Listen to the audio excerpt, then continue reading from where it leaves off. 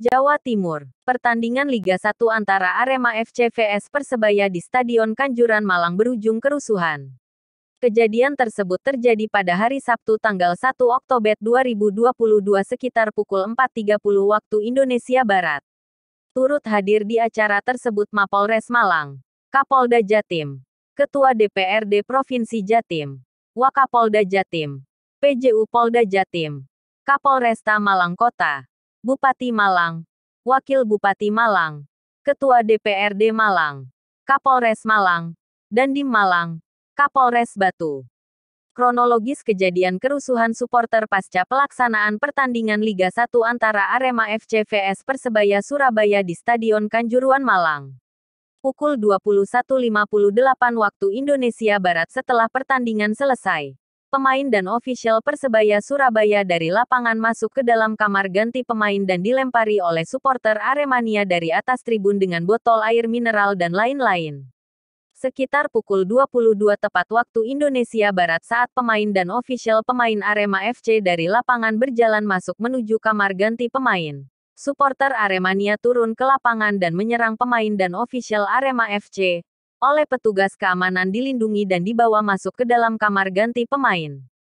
Selanjutnya supporter Aremania yang turun ke lapangan semakin banyak dan menyerang aparat keamanan. Karena supporter Aremania semakin brutal dan terus menyerang aparat keamanan serta diperingatkan beberapa kali tidak dihiraukan. Kemudian aparat keamanan mengambil tindakan dengan menembakkan gas air mata ke arah supporter Aremania yang menyerang tersebut.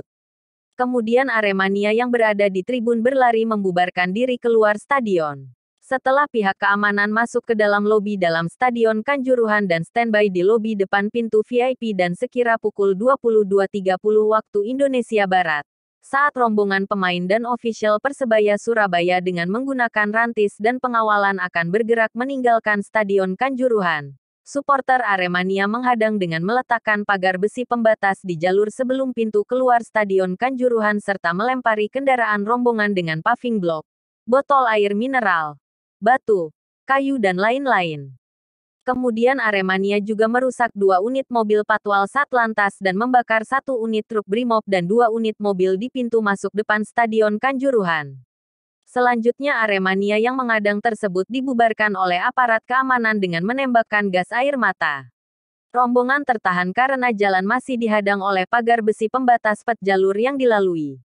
Akibat kejadian tersebut banyak supporter Aremania dan aparat keamanan yang mengalami luka-luka. Supporter Aremania yang mengalami luka-luka dan sesak nafas dirawat ruang medis Stadion Kanjuruhan. Karena korban terlalu banyak dan ruang medis tidak bisa menampung. Selanjutnya korban dibawa ke rumah sakit di wilayah Kepanjen antara lain Rumah Sakit Kanjuruhan, Rumah Sakit Wafa Husada, Rumah Sakit Hasta Husada dan rumah sakit lain dengan menggunakan kendaraan ambulans, truk Polres Malang, truk Yonzipur 5 Kepanjen, truk Kodim dan kendaraan lainnya. Daftar kendaraan dinas yang dirusak supporter Aremania di kejadian tersebut sebagai berikut. Mobil patroli Lantas Polres Malang 3 unit mengalami rusak. Mobil Patwal Lantas Polrestabes Surabaya 1 unit dibakar. Mobil truk Brimob 1 unit dibakar. Mobil pribadi anggota 2 unit dibakar. Mobil K9 Polres Malang Kota 2 unit rusak berat. Mobil patroli Polsek Pakis 2 unit rusak. Mobil patroli Polsek Singosari 1 unit rusak. Mobil truk Dalmas Polres Malang 1 unit rusak. Total keseluruhan kendaraan yang mengalami kerusakan dan dibakar 13 unit. Daftar korban dalam kejadian kerusuhan di Stadion Kanjuruhan sebagai berikut. 1. Rumah Sakit Hasta Husada Kepanjen. Pasien MD sebanyak 4 orang. Pasien dalam perawatan sebanyak 20 orang. Rumah Sakit Wafa Husada Kepanjen. Pasien MD sebanyak 73 orang. Pasien dalam perawatan sebanyak 19 orang. Rumah Sakit Teja Husada Kepanjen. Pasien MD sebanyak 34 orang. Pasien dalam perawatan sebanyak 6 orang. 2. Rumah Sakit Kanjuruhan Kepanjen. Pasien MD sebanyak 3 orang. Pasien dalam perawatan sebanyak 79 orang. 3. RSI Gondang Legi. Pasien MD sebanyak 6 orang. Pasien dalam perawatan sebanyak 25 orang. 4. Puskesmas Gondang Legi. Pasien dalam perawatan sebanyak 6 orang. 5. Rumah Sakit Ben Mari Pakisaji.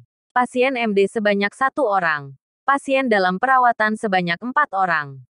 6. RSU Pindad Turen. Pasien dalam perawatan sebanyak 3 orang.